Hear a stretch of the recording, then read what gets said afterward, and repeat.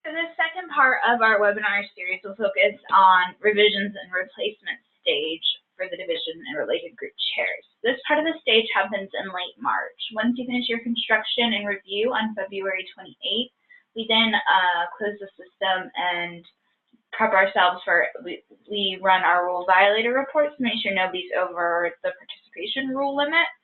We also make sure everybody's completed their work and that there are no unassigned here, as you can tell, because I'm doing this early on. They're, of course, unassigned. And then also, we send out notifications once everything's all cleared out and accepted. We send notifications usually in mid-March, and we give presenters a week to accept or reject their participation.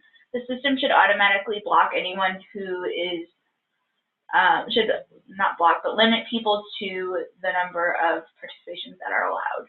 So they can't participate in more sessions than what our rules allow through the system. The system will limit up.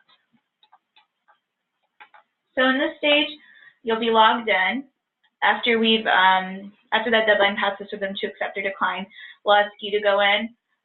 Usually the participants find it more meaningful and perhaps important to respond to you if you send them a communication about it. And they've added some new features this year which should help you with that. So we're going to go back into review submissions and panel construction. Select your division. You should have.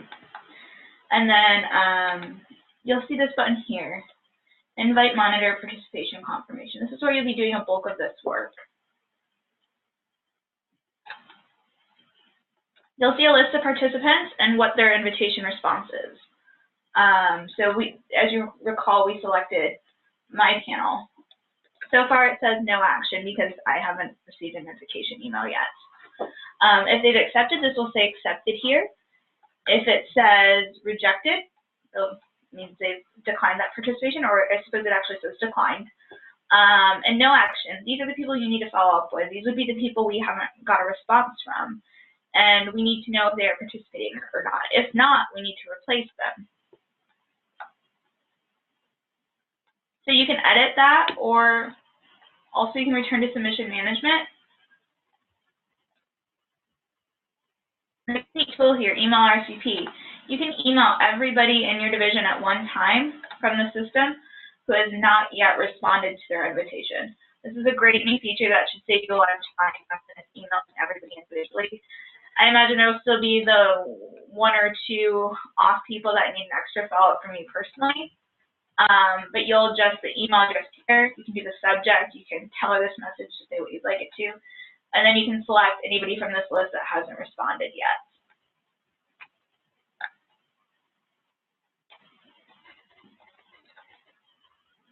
We'll go back to the submission management screen. You can preview that too. The link in the email to their accept or reject buttons for them in that email. They'll have 48 hours to use the RSVP link once you send it. So here, when you see anyone who has a declined invitation response, you'll need to remove them. You can start looking for replacements, perhaps work with the session chair to perhaps they might know somebody who can fill in that space. If an author declined their participation, you'll need to remove them from their panel. The author is not automatically removed when they decline their participation. So you'll need to click edit if they have declined, and then follow use these following steps.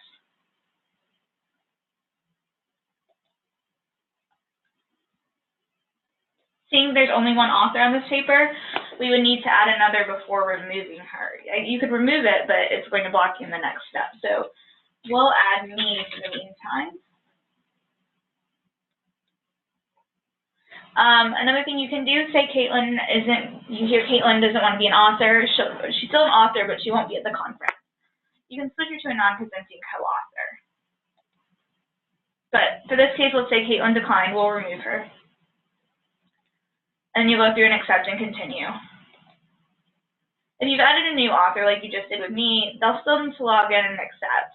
At some point, though, with a timeline, you might have people who are no action that you confirm via email plan to participate. At this point, it's usually easiest just to email them and ask them if they plan to participate and then add them to the panel, rather than adding them to the panel and then asking them to accept or decline. So we kind of just went through as well how to edit and replace authors. If you need to edit a chair, again, you just do the edit. And you could click Edit Participants here.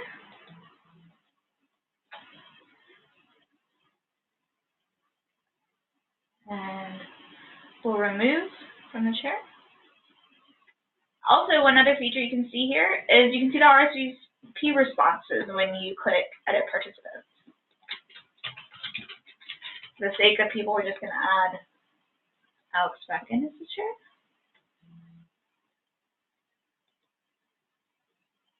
You can search them the same way you did during the construction and review process there. As always with all edits, be sure to save all the way through the system until you return to the main page. You can also edit titles under Edit Participants. Say somebody had to change their title of their abstract. This is a really easy place to do that. Same with the session title, edit session description. Don't worry about the edit estimated attendance. This is something we do internally. One other thing I just noticed that would be helpful is you can, by clicking edit, we probably should have covered this in the initial construction review, but you maybe use it more here even. You can add co-sponsors to your panels here. You click add a co-sponsor, and you can add them in, and then save and submit. So the deadline for all removals replacements is April 14. By April 14, everybody should read as accepted. Ideally, there would be no decline because you've removed them all and replaced them if needed, and there would be no action responses. That would mean that they haven't yet agreed to that role. So this concludes phase 3, revisions and replacements. The next webinar we do will cover reports.